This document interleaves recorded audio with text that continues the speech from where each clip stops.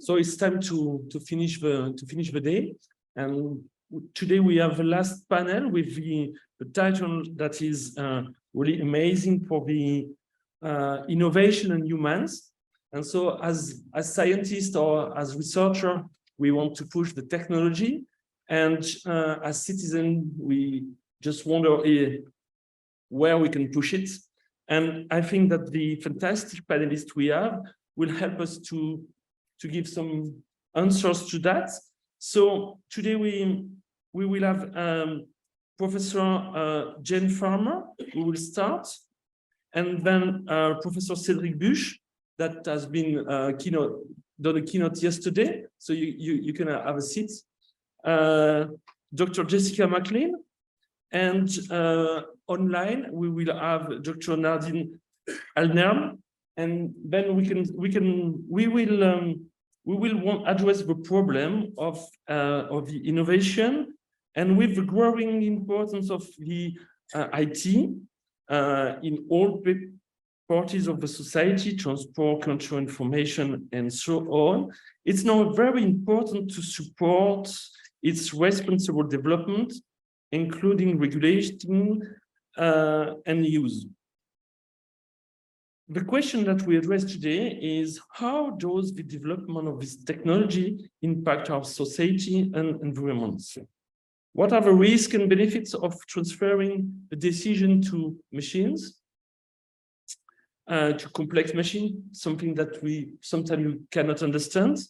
And how do we integrate our democratic, sustainable, and inclusive values as citizens in the science? So to try to answer this very broad question, I propose to start with Professor Jane Farmer. And actually, Jane has been researching what happens in the communities are faced with challenge and adaptation for 20 years, and has written extensively and co-creating and co-producing services on well-being initiative with rural communities.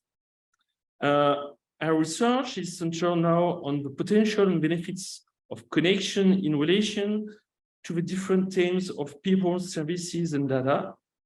And Jane has led large multidisciplinary, multi-site projects in rural health services, innovation in health workforce and technology, community participation, co-production, so many things. And she will share her experience with us. So please, Jane, I'll let you the microphone for you. Okay, thank you, Benoit, and thank you all for being here. If you have some trouble with my accent, it's because je suis écossais. I hope you understood that. So today I am going to talk about some projects that we are actively engaged in. And I just thought I should explain that my role at Swinburne is I'm director of the Social Innovation Research Institute. And we started out in 2016, and from that point in time, our mission was to look at the nexus of people and technology. And so in our role in the university is to bring together different discipline researchers to address complex challenges, the kind of things that Benoit was talking about that involve technology and all these people issues that come up. To work with industry partners, and where we can, we always like to involve citizens, where citizens are positively impacted and can help us to co-design. All right, so one of the projects that we're involved in is called Smart Garbos. I don't know if you know, Australians like to shorten everything. So Garbos is a garbage truck. And this is a project that is with Brimbank Council. And what happened was they got this big grant to put 5G technology in garbage trucks. And Swinburne Digital Innovation Lab was their partner. And so they got a large grant. This is drawing on Internet of Things technology. They put high-res cameras and GPS sensors on all of their garbage trucks.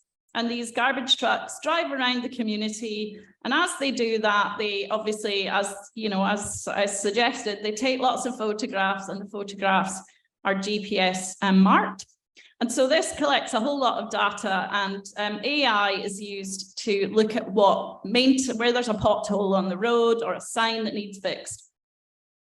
Now, perhaps not surprisingly to you guys, a lot of people-related issues come out of this work that were really not thought about when this grant was actually gained. So the first issue is really, as one of our researchers put it, the community are freaking out. So essentially, these trucks are driving around taking photographs of, yes, everything, right, that's going on in the community. And so the council really hadn't thought about this before the 5G technology was implemented. So now they are rapidly trying to put a band-aid on this or patch it up. So essentially they're having to think about a governance framework.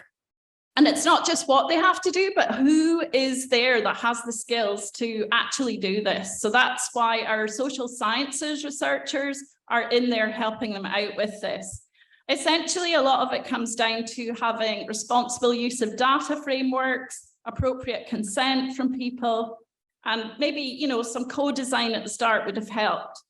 And one of the issues is that you often can't actually predetermine what the issues are going to be. So sometimes you do need to work out these projects and fix the problems in real time. And so this project kind of ongoing. Then I wanted to talk to you about another project that we have, which is really, it's about, do people get resilience from using online forums? And this is very much about rural people with mental health issues, and how do online forums, where they go on and talk to each other about their issues and help each other, how do these forums help? And can we actually measure that? So one of the things we did was to get all of the massive amounts of messages that are generated by people on forums, helping each other out with their mental health issues and so on. And we used natural language processing to analyze this data. And from social science, we used a framework about resilience. So it comes up with components of resilience, such as social capital, learning, self-efficacy. And the natural language processing used that data and the resilience theory to, to give us information that resilience is generated, and a kind of quantitative measure, if you like, based on qualitative data. And then secondly, it was able to produce what we call a resilience dictionary, which means that other organizations that have online forums or mass textual databases can use them to measure, do their services give resilience? So this is just another use, I guess, of AI in one of our social science and technology projects. And so across all of the different projects that we're doing, I guess I just wanted to highlight some of the questions that are being talked about. First of all, in terms of government thinking about AI's impact. So there's a lot of discussion in the sort of comment on policy sector, basically saying government is not thinking enough about AI and the impacts on people, particularly people's jobs, I guess. And this kind of idea that there's a potential that every job that is algorithmic could be replaced by AI. And we work a lot with non-profits, local government, service providers, and they have just a massive lack of data capability. They really don't, as the Brimbank Council example implied, they just don't even know how to store their data. They don't really know about the risks, etc. So they're really not sophisticated enough to be doing AI type things with their data when they haven't got the basics right.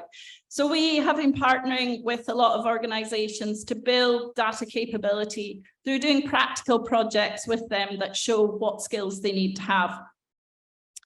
So what some of these projects have also thrown up is the kind of idea of not just that jobs will change, but how jobs might change. So, for example, in that resilience, online resilience project, we found that their mental health forums have got moderators, and there's a sort of team component with algorithms. So the algorithms are able to deal with a lot of the data and issues that are generated on the forums, but the mental health forum moderators need to deal with the things that the algorithm can't deal with. So things that the algorithm, you know, that hasn't been thought about before, or things that need a bit more deep intelligence, things that are a little bit more uncertain, and also think about the implications of new changes to technology that could happen. And so our conclusion, and also from the Garbo project, is that these jobs in the future, the algorithmic components will be taken out, but the jobs that will be left will actually be really highly skilled type jobs. They'll leave deep intelligence, emotional intelligence, merging of service needs and understanding of technology and users to actually figure out how to deal with the things that the algorithms can't deal with. And so that means that the jobs that are left will change, and they will need different skills. And so they might need to be higher paid jobs. And that requires discussions with professional bodies, with trade unions, with HR departments of organizations. Will these different skills require different pay, for example? So I guess we'd suggest that, you know, these things should be being talked about in that people side of the people and technology. And just really finally, I guess, to say that what we've been trying to do in our team is to do these kind of really practical projects to build data capability across the social sector of government, these not-for-profits and services. And that the kind of learning by doing seems to work a lot better than the kind of didactic teaching. So people, not surprisingly, find it much easier to learn when they're tackling their own problems and kind of trying to problem solve their own solutions that they want to have, rather than sitting in educational classes. And so we really conclude that universities need to be thinking about training for the kinds of future AI and data collaborators who will need to work in the future on these kind of AI in social dimensions projects. And these will be people that need to work between the people, the users, the technology, the data, and also need to have imagination. And that concludes my talk, my little talk.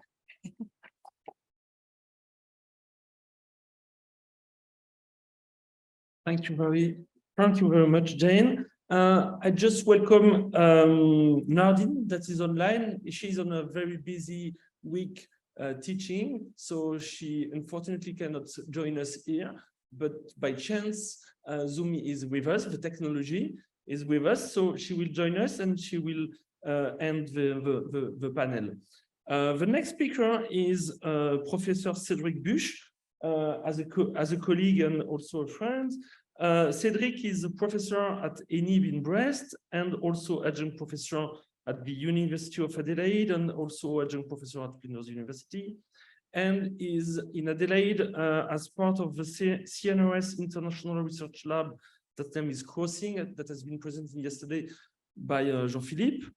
And his research activities are in artificial intelligence, virtual reality, machine learning, robotics, video games, and human factors. His interest is to transfer his algorithm to concrete situation. And as a result, he has participated in different competitions. And this year, he won the RoboCup. And he received the 2022 trophy of French of the Year, and I've been told that next year he will apply for the French of the Year of the world. So he will explain us how he planned to do it and how the innovation will help him to be the French of the world.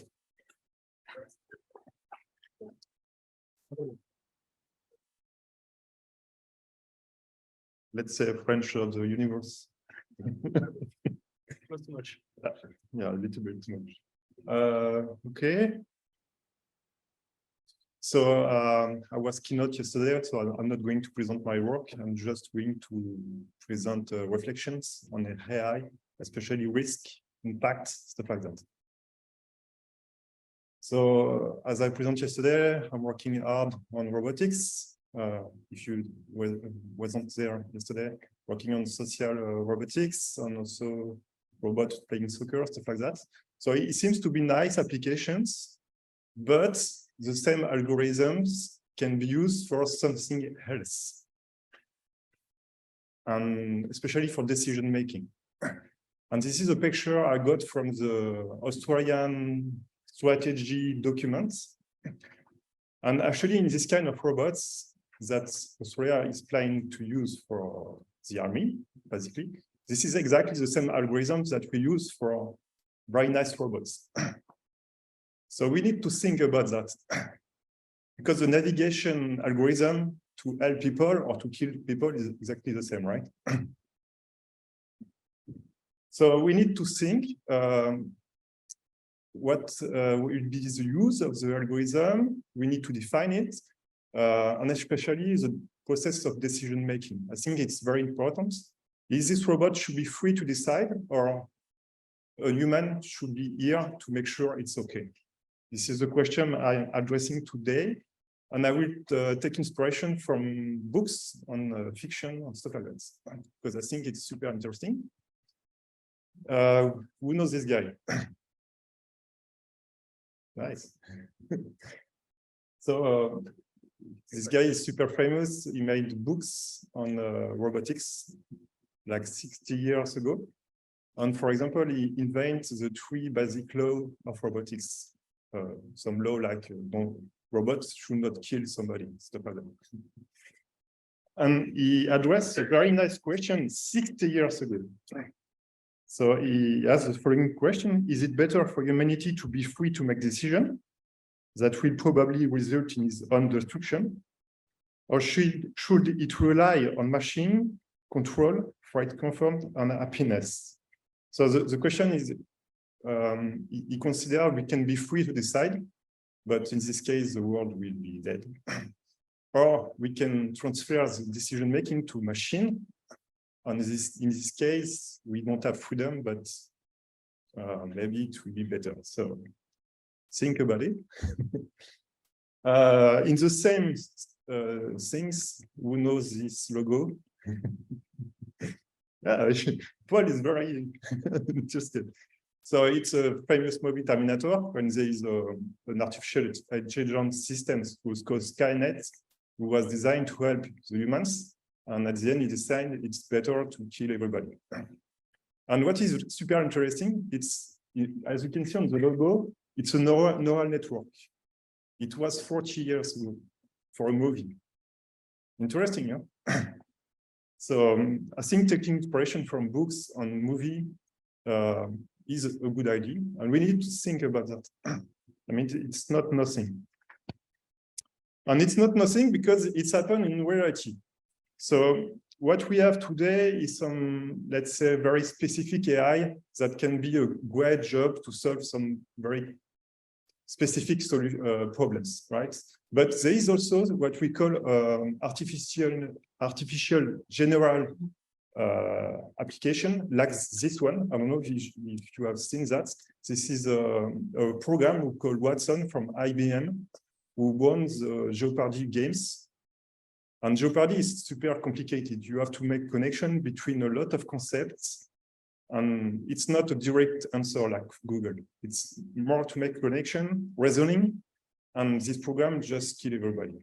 So that means AI can now, I think it's proving, making some complex decision, and maybe to take decision for us. So it's not only a Skynet and stuff like that. It's not only fiction, it's reality. On the last one, I don't know if you have seen that. So Elon Musk decided to start a new program. So the idea is to put a chip inside your brain to make the connection between your brain and something else. And it's not a fake program. Some people are paid to do that, to explore these options. So this is not fiction, this is not Skynet, it's reality. So I think, yeah, we need to think about that. So today I don't have any solution. I'm just asking questions, and it's up to you to decide. Thank you.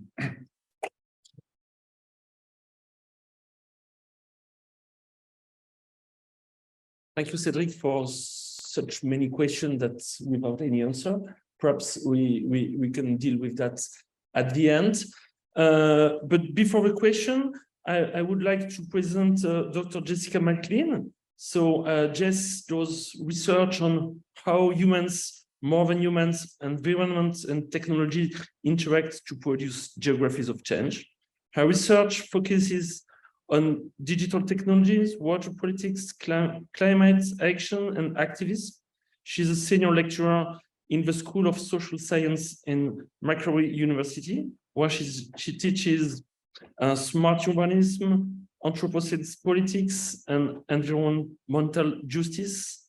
In 2020, her book Changing Digital Geographies, Technologies, Environment, and People was published and has contributed to shaping the emerging subdiscipline of digital geographies.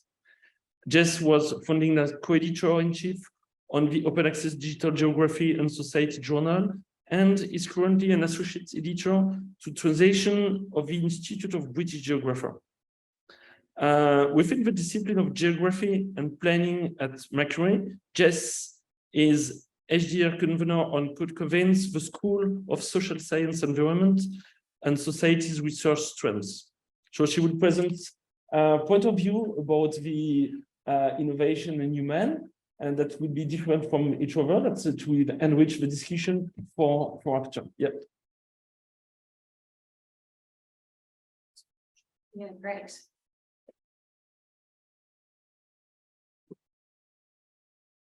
Thank you for that generous welcome, and it's a real pleasure to be here, to be preceded by such excellent scholars. So I just wanted to start with an acknowledgement of country. I respectfully acknowledge the Wurundjeri people of the Kulin Nation, who are the traditional owners of the land on which Swinburne's Australian campuses are located here. Pay my respect to elders past and present.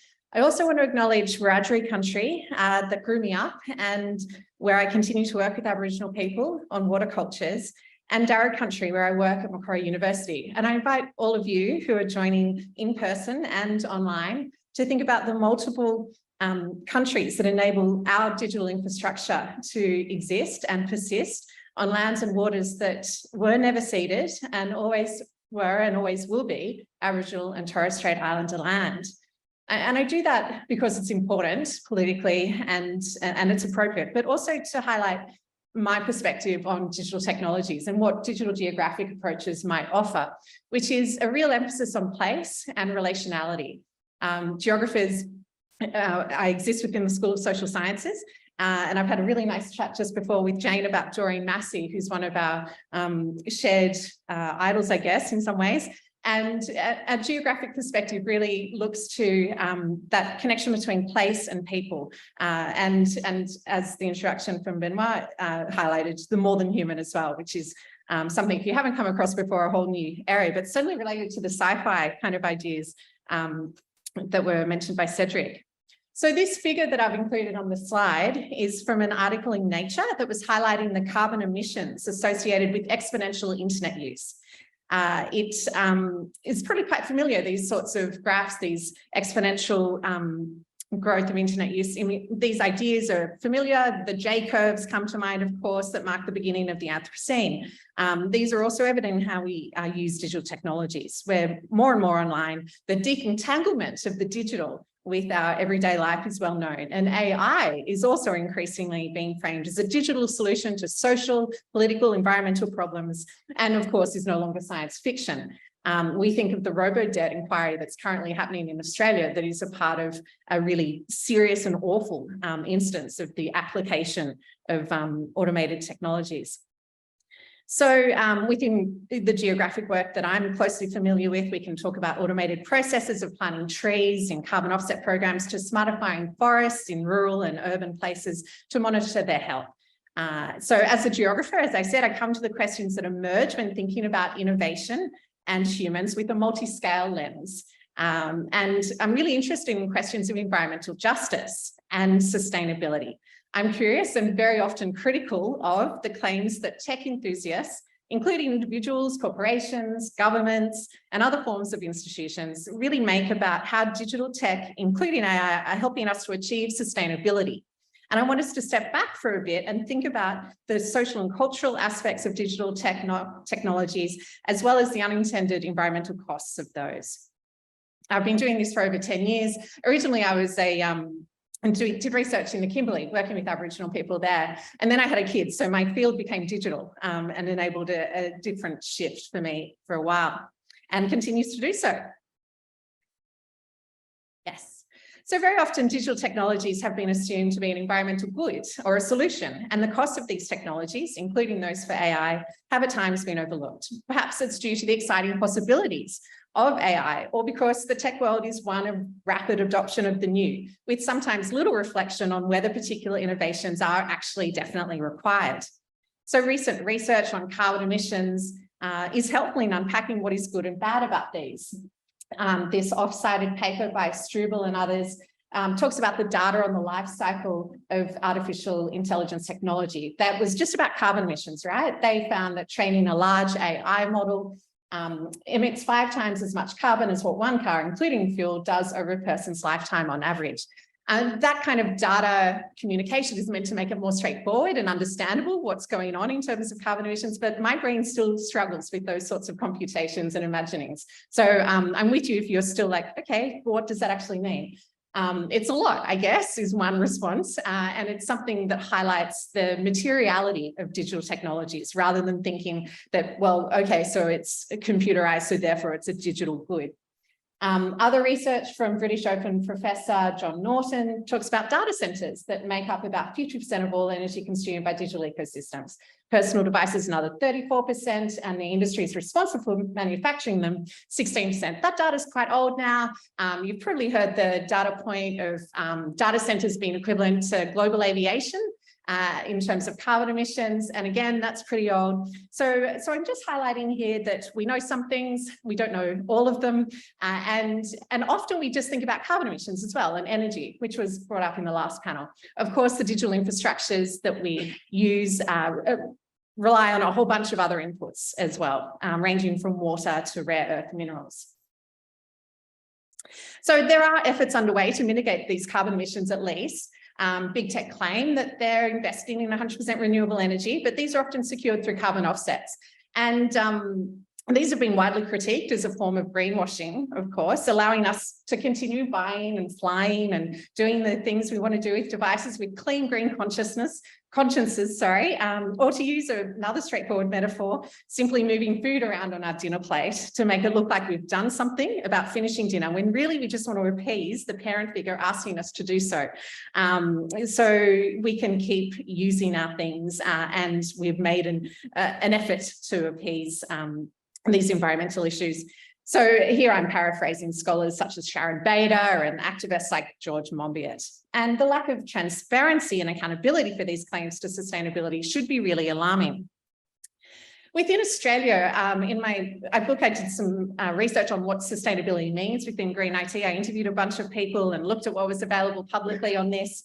Some pretty old data. So Fujitsu 2014 released their last green ICT report, I understand, and that was corroborated by a few other people. If they have got information on this, I'd love it to be shared, but the fact that they're not sharing it, I think, is a little bit reflective of what's actually going on here.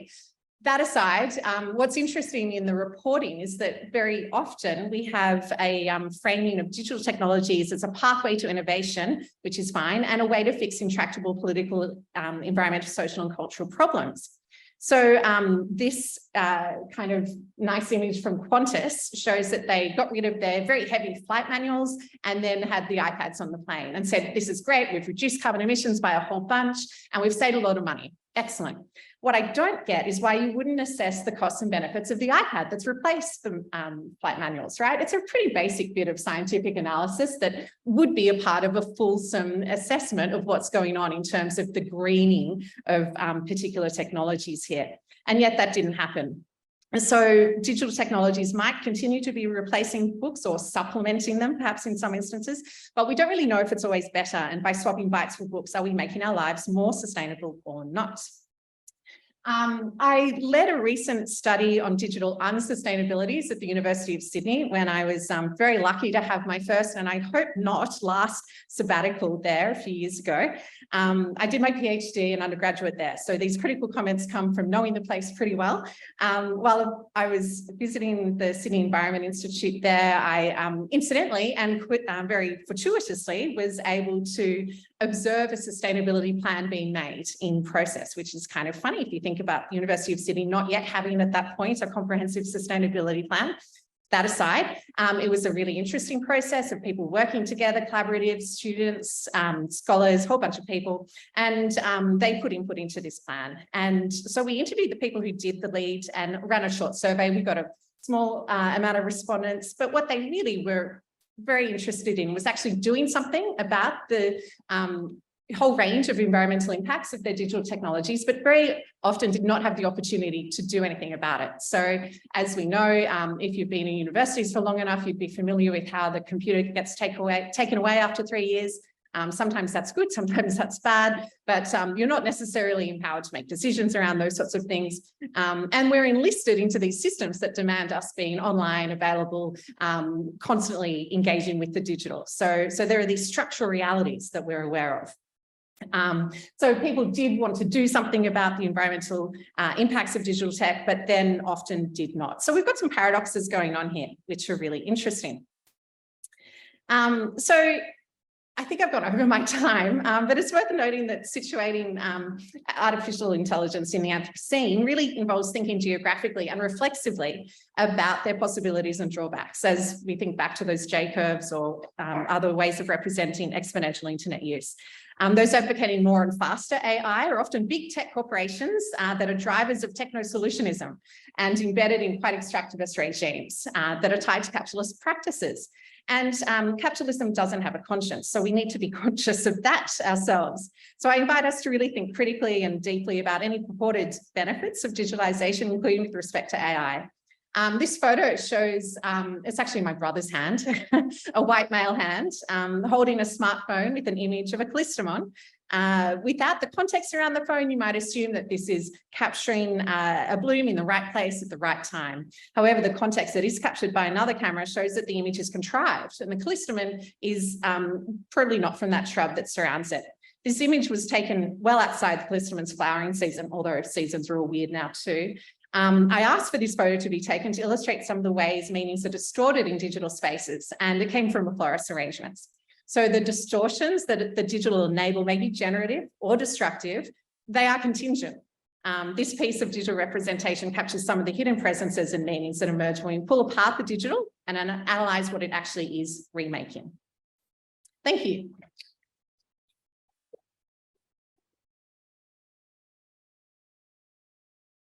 Thank you, Jess, for this green presentation.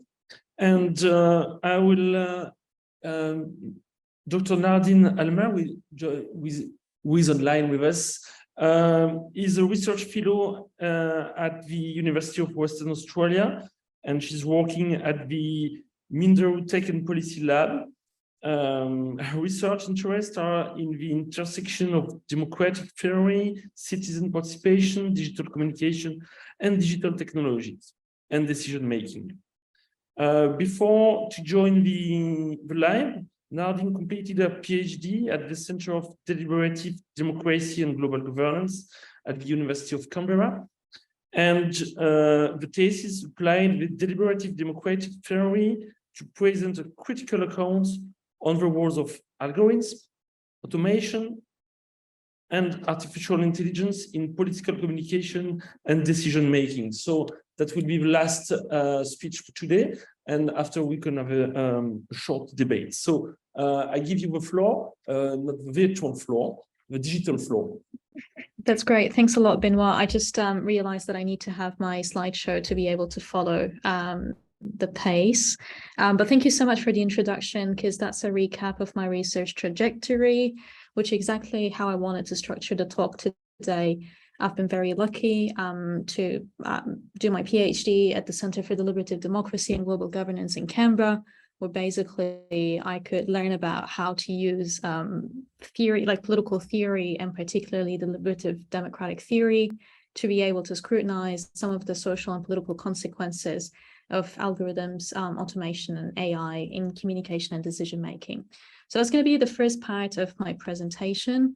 I'm going to move on to like two particular things that I focused on, and then after I cover communication, I'll go into decision making, and then highlight two learnings that I carried away from the PhD and the work with the center. That is, I'm very grateful as well and honored to work with the lab team about, and that's tapping into opportunities that are particularly around what Jess had just covered, that is the conflation of innovation and technology together, but also a lot of the promises around the ecological alleviation of and contribution to climate adaptation, which is not true. Some of the social benefits and some of the like political considerations that are really missed. So the idea here is to highlight that in a lot of these, innovation is a running thread, but at the same time, they're often about they're often blind spots. But I think from my research point of view and research trajectory, there are also opportunities to highlight what could be done, what could ideally resolve a lot of these problems and address some of these blind spots. When it comes to AI for better communication, this all started when I came across a research in this aspiration to have a better deliberative democratic communication, particularly researchers who are interested in the online spaces.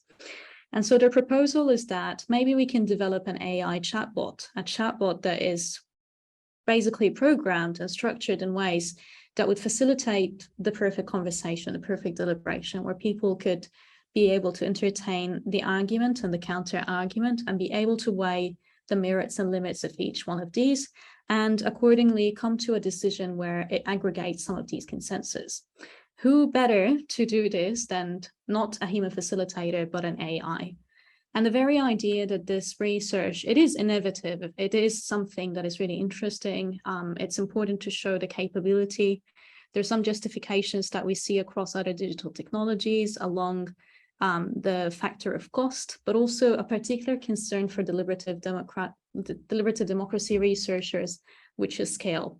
It takes a lot of time and effort and resources and investment to find people who'd be willing to be facilitators or moderators. And to counteract this point, we could just have AI systems, AI chatbots that will do it. They're not going to be tired and they don't necessarily have to be invested. We just automate them and run them.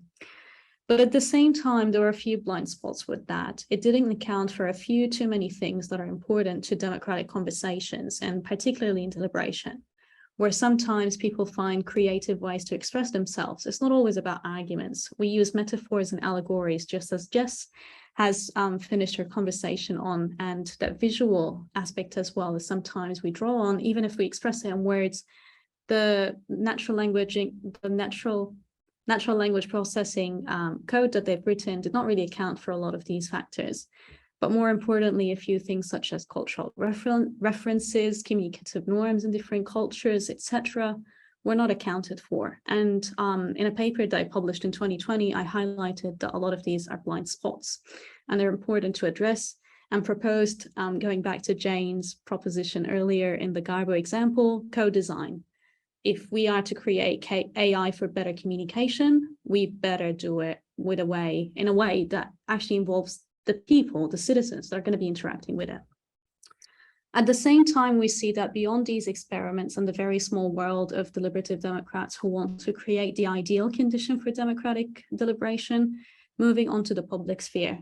We've seen examples where basically corporations have a very prominent role in particularly cementing the narrative around innovation, how AI is going to be great for humanity, such as Sophia the Robot, the AI robot by Hanson Robotics, that was featured multiple times at the UN to speak for the future of humanity and future of innovation and other, in this particular snapshot with the deputy chief of the UN, it was a panel on the future of everything. So this conflation between AI and the future is something that is somehow manufactured by corporations in some instances. At the same time, civil society have used AI for good or pushing certain democratic goods, particularly in scenarios where it's important to be able to disseminate messages and awareness and garner support en masse, such as in Brazil. Beta was a feminist chatbot that was curated by a specific group to allow people to access a lot of information about what's happening that's affecting different groups in society, particularly women and members of the LGBTQI community. And if we move to other countries, there are so many other examples, such as fact checkers in Taiwan, where disinformation, misinformation was so rife that civil society started to group together to design AI chatbots that operate in a co-designed way by crowdsourcing wisdoms and critiques of certain information, so that this becomes the source for vindicating whether or not an article is a hoax, disinformation or misinformation are actually authentic and legit. At the same time, what I came to realize later, and it's kind of embarrassing because Zhao has done this work in 2006, is that robots in all of these cases, they're not an equal partner in communication. They're mediums of communication. There is something that's very important to this aspect, which is interpretive asymmetry. Humans are the meaning makers, not the robots. And this is a very critical point to try to understand, unpack, and also highlight the consequences of who is pushing these narratives, who is using AI in these particular uses. If we move to decision-making, again, we find very common justifications in terms of efficiency, cost, or use of innovative methods. Some governments that are really tempted by the digitization narrative, they really buy into this without awareness of the consequences immediately in the particular decisions that they're automating, or in the longer term when it comes to displacing human judgment. Things such as the risk of recidivism is being automated, the custody of children and targeting of Indigenous children in Australia is one of the examples of predictive policing. And they're all very hideous examples and things that shouldn't be accepted at all, but they're always justified. And if you raise the points of bias and discrimination, even though you have so many multiple examples, a lot of these practices are actually existing. The system just automates it, rolls it, makes it more efficient in terms of aggregating a lot of unnecessary data. But at the same time, if you really go back to the logic of it, and that's where the democratic theory training comes in very handy, calculating indigeneity is one of those very harmful and very risky assumptions that it's possible to calculate indigeneity and accordingly infer whether or not you're a potential suspect, a potential criminal. So it just like really enforces and reinforces institutionalized racism and targeting. And this particular targeting, there is also a policing logic. This is not a computer logic. This is not a computer scientist logic, but also policing logic that preemptive policing is one that is done earlier on, therefore justifying targeting of First Nations children in some of these systems, as we've seen in the, New South Wales. At the same time, what happens is that you just ask the designer to design a system to work with these variables. So when it comes to scrutiny here, AI doesn't really contribute to better decision-making because the decisions are not done in a better way. And that's where scrutiny really comes in handy to look at how automation is used to justify a lot of the already existing harmful practices. And it really augments it, which is more problematic. That's the technology bit. But underlying this technology bit is a lot of work that needs to be done on the social and political level. The two learnings from here is that if we look at the AI for better, whether it's better communication or decision-making, there's something very important for social scientists and other people who are interested in the social aspect of it to look at, basically, well, not look at, but attempt to foresee consequences for democratic governance, because often this is a blind spot. When systems are rolled, when systems are accepted, when tenders are accepted or developed, a lot of the assessment is about how is this going to help us do this task better without really thinking about the grander consequences. And then also to be able to be more scrutiny, to apply more scrutiny to corporations and their narratives. Particularly corporations are the dominant infrastructure for a lot of, well, not infrastructure, but the enablers for a lot of these technologies. They are the ones who create it. They're the ones who are marketing it. They pioneered these types of innovations. And so their role is not just in terms of pumping products and software that is appealing and appeasing to governments in other applications, but also because they create the social acceptance, the norms around technology's role in society, and they obfuscate a lot of the consequences intentionally or unintentionally. But either way, regardless of the intent, this myopia to democratic considerations is harmful. I took these learnings and I moved to Noongar land to join the lab in Perth, and we've applied these, I tried to apply these to emerging technologies. Emerging technologies are the hyped innovations, the hyped ecological promises about these technologies, from automated drones to virtual reality, augmented reality, and robotics, you name it. It's all going to solve our social problems, social, economic, environmental concerns, as Jess has just informed. And here it's a really big opportunity, like the blind spots that we identified and we're quite aware of, we could tap into it as an opportunity to shape the narrative in ways that is more cognizant of the blind spots and more able to address a lot of these blind spots, instead of waiting to a point where it's cemented, it's less easy to critique, it's less easy to challenge, particularly when it comes to what we know already about existing AI-enforced harms in terms of racism, sexism, the criminalization of minority groups, censorship, and targeting. Of course, there are many more examples, but these are some that I've just covered a bit earlier.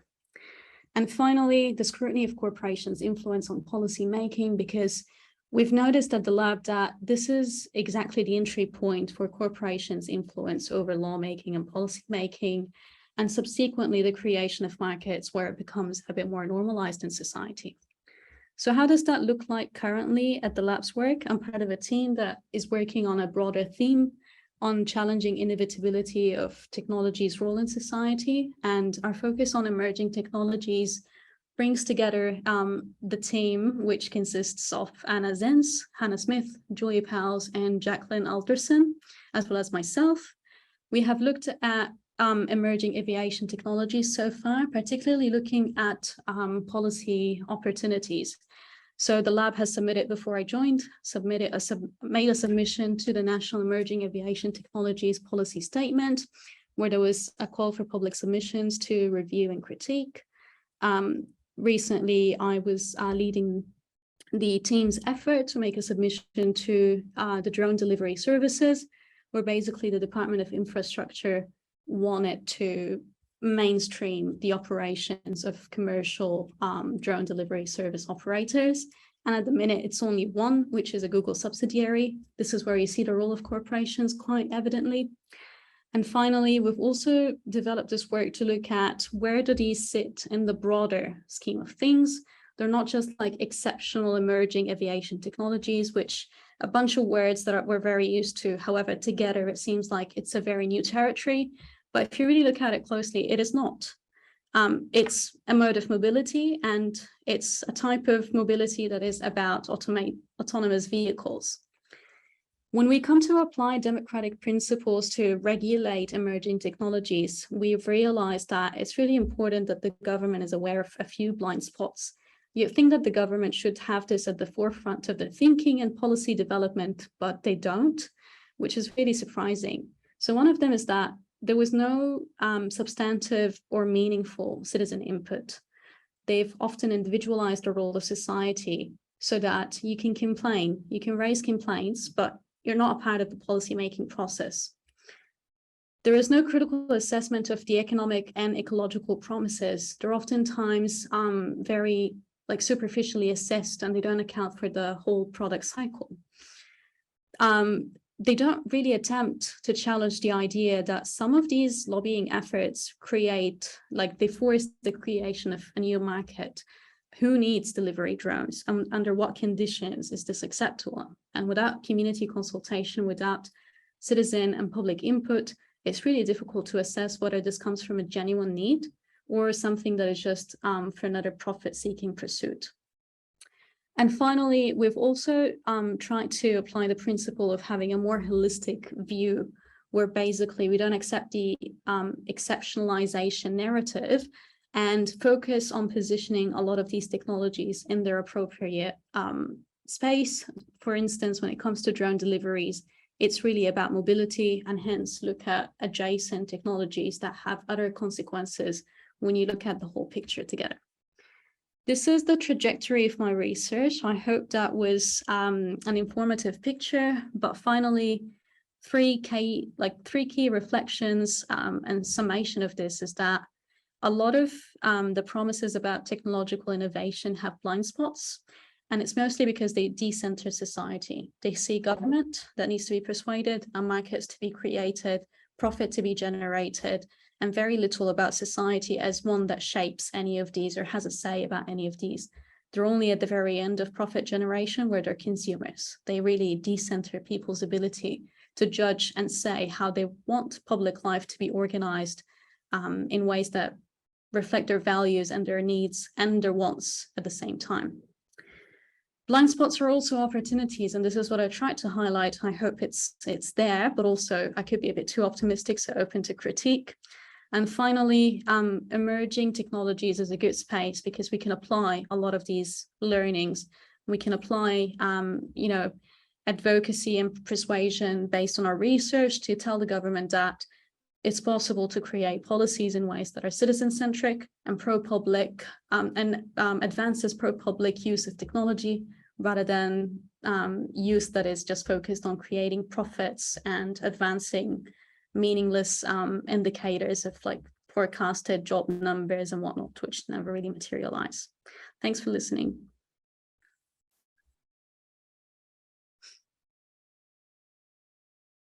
Thank you for your presentation. We have a few minutes for some question. I can start to have a question from the panelists.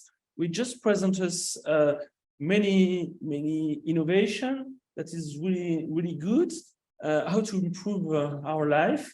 But I want to reverse the question. We are not all digital natives, but we are all digital addicts.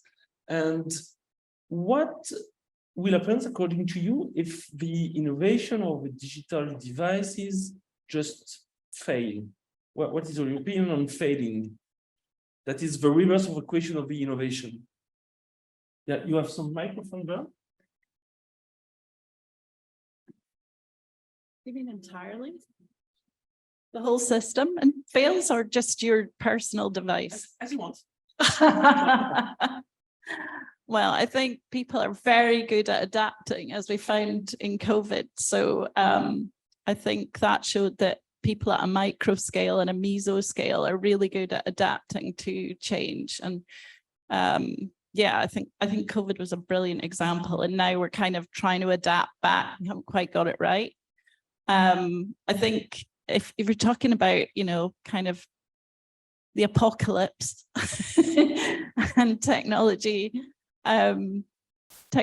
dying, I think that's a very hard thing to actually envisage, because it would probably happen as part of something that was apocalyptic.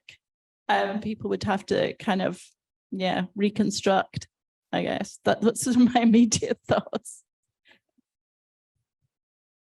I think we'll be okay. I don't have much more. I don't do a lot of future forecasting stuff. And I think those sorts of thought experiments are really interesting. But I suppose I spend most of my research time looking at what is happening and has happened and trying to engage with that. In robotics, let's say it's going to fail. This is the idea. And sometimes it's working, but so yeah, we have to deal with that. I mean, especially if the decision making is transferring to AI. Let's say it's going to fail, and let's try to find a solution. we've seen many fail with the recent cyber attack and here in Australia and everywhere in the world. So we have to have a lot of resilience on the failure. So perhaps you want to add something? Yes, please. Thank you. I think it's a really good question. And one example that could really bring about this is what if it fails, and what if the internet disappears? And this has happened to a few communities, particularly conflict affected areas, like in Yemen, when there was, during the war, when there were internet shutdowns, people's ability to preserve themselves, to be safe, was affected by that. And I think it's a very legitimate question, but it's a part of the reason why we need to challenge inevitability, because we don't really, like, mainstream wise, there's not really an alternative to imagine a world without the internet. But when it happens, I think we just adapt. Thank you very much for everybody, for the panelists to expose their point of view on the innovation and human, and to the others to listen to us. Thank you.